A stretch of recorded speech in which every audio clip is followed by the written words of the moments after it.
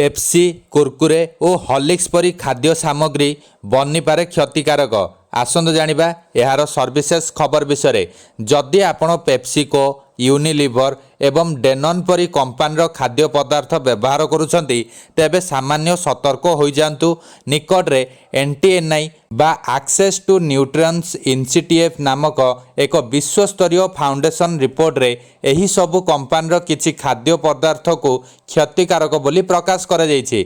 जेपरि कि देशरे PepsiCo देशरे Pepsi 7 up slice sting chips Kurkure इत्यादि बिक्री करे। सेहीपरि यूनिलिवर हॉर्लिक्स रेड लेवल चा ताजमहल चा close up toothpaste clinic plus shampoo एवं तेल कपड़ साबुन बिक्री करे।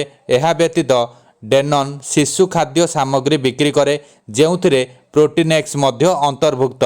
पेप्सिको यूनिलिवर डेनन परी कंपानी गुड़िक भारत समेत सारा विश्व रे अनेक प्रकार उत्पादन बिक्री करती।